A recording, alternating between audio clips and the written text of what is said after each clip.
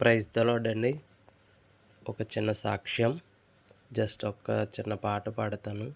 తర్వాత మీ యొక్క సాక్ష్యాన్ని మీతో అందరితోనే పంచుకుంటాను. ఓకే. నా ప్రాణమా, నా సమస్తమా, ప్రభుని స్తుతించుమా. నా యేసు చేసిన మేలను నీవు మరువకుమా.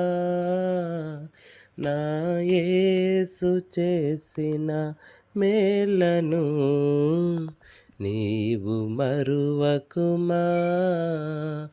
నా ప్రాణమా, నా సమస్తమా. హల్లెలూయా. ప్రైజ్ ద లార్డ్ అండి. మరి నా సాక్ష్యం ఏంటంటే, మరి నాకు ఈ సంవత్సరంలో మొదటి రోజున వాగ్దానం ఇచ్చారు దేవుడు.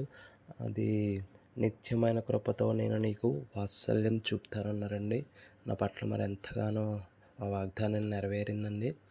మరి నేను కూడా దేవుని దగ్గర తీర్మానం చేసుకున్నాను, నాయన నేను ఈ సంవత్సరంలో ఏ ఆదివారం మానకుండా నీ సన్నిధికి చేరుకుంటాను నాయన అన్నది నేను తీర్మానం చేసుకున్నానండి. అలాగే నేను కూడా దేవుని పట్ల ప్రతి ఆదివారాన్ని నేను విజయవంతంగా దేవుని స్తుతిస్తూ దేవుని సన్నిధికి చేరుకున్నానండి. అలాగే మరి నేను కూడా ఒక 4 ఆదివారాలు వెళ్ళకపోయాను. ఆ ఆదివారాలు కూడా ఏంటంటే అండి, మరి ఫస్ట్ ఆదివారానికి నేను వెళ్ళలేకపోయానండి. మరి ఎంతగానో శ్రమలలో నేను ఉన్నాను. అలాంటి శ్రమల నుంచి నన్ను చేయి పట్టి నడిపించారండి దేవుడు.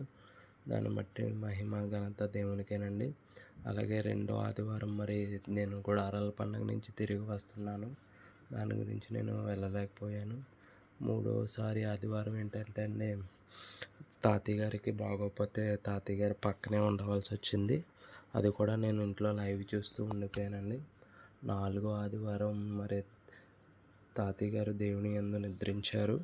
మరి దాని పట్ల నేను వెళ్ళలేకపోయాను. నేను ఈ సంవత్సరంలో 52 వారాల్లో నేను 48 వారాలు వెళ్ళానండి. 4 ఆదివారాలు వెళ్ళలేకపోయాను. మరి నేను విజయవంతంగా చేసిన తీర్మానాన్ని విజయవంతంగా చేసినందుకు నా దేవాది దేవునికి మహిమ ఘనత కలుగునండి. ఇదేనండి నా చిన్న సాక్ష్యం. మీతో అందరితోనూ పంచుకోవాలని ఆశతో నేను మీ యొక్క వాయిస్ రికార్డ్ ద్వారా మీకు తెలియజేస్తున్నాను. Amen. Thank you. Praise the lord.